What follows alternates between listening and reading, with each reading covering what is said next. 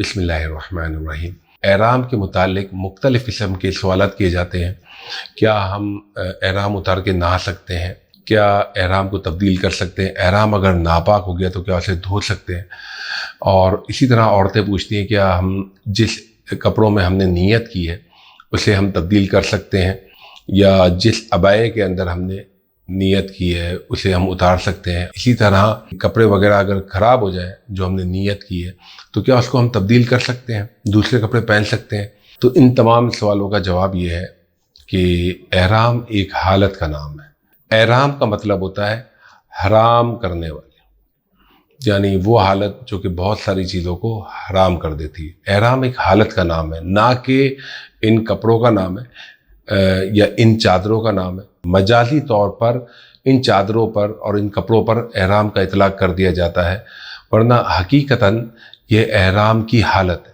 یعنی اگر کوئی شخص نیت کرتا ہے کہ میں نیت کرتا ہوں عمرے کی یا حج کی، اور پھر تلبیہ پڑھ لیتا ہے تو وہ حالت احرام میں آ جاتا ہے۔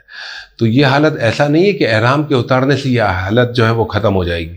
اگر کوئی شخص چادر کو اتار لیتا ہے یا بدل لیتا ہے تو اس کی یہ حالت احرام ختم نہیں ہو جاتی۔ اس کی ہم ایک مثال دیتے ہیں کہ اگر کوئی نہانے کے لیے دونوں چادروں کو اتار دے تو کیا اس پر سے احرام کی پابندیاں ختم ہو جائے گی؟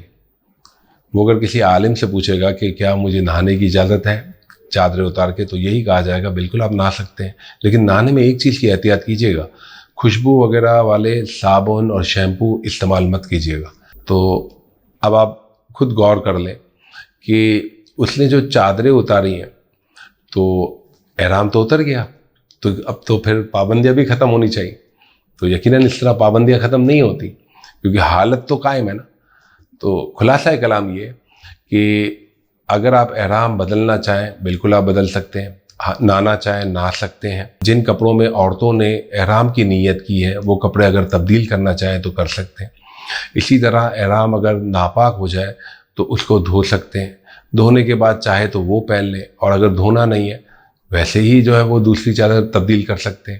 ان تمام چیزوں میں کوئی مذائقہ نہیں ہے، یہ تمام چیزیں بالکل جائز ہے، بلکہ نبی کریم صلی اللہ علیہ وآلہ وسلم نے بھی احرام جو ہے وہ چینج کیا تھا، اور اسی طرح آپ نے حالت احرام میں آپ نے غسل بھی فرمایا تھا، تو غسل کرنا بھی سنت ہے۔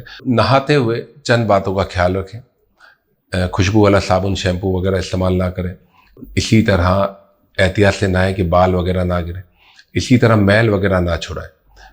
میل صاف کرنا حالت احرام میں یہ مکروہ تنزیہ ہے۔ نبی کریم صلی اللہ علیہ وآلہ وسلم سے کسی صحابی نے پوچھا کہ حاجی کو کیسا ہونا چاہیے، تو نبی کریم صلی اللہ علیہ وآلہ وسلم نے ارشاد فرمایا کہ حاجی میلا کچیلا اور پراگندہ بال، یعنی بکھرے ہوئے بال۔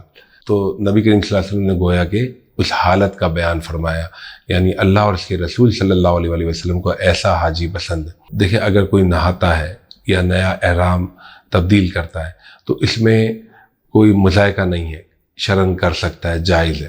اللہ کے پیارے حبیب صلی اللہ علیہ وآلہ وسلم کا جو حکم ہے وہ آپ کے سامنے ہم نے عرض کر دیا، لیکن یہ حکم استحبابی ہے، یعنی وجوبی نہیں ہے۔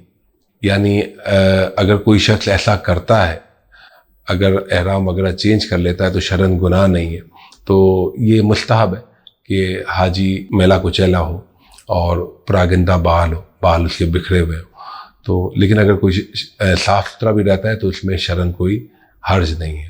اللہ تعالیٰ سے دعا ہے کہ اللہ تعالیٰ ہمیں نبی کریم صلی اللہ علیہ وآلہ وسلم کے بتائے ہوئے طریقے پہ حج اور عمرہ کرنے کی توفیق عطا فرمائے۔ وما علینا الا البلاغ المبین۔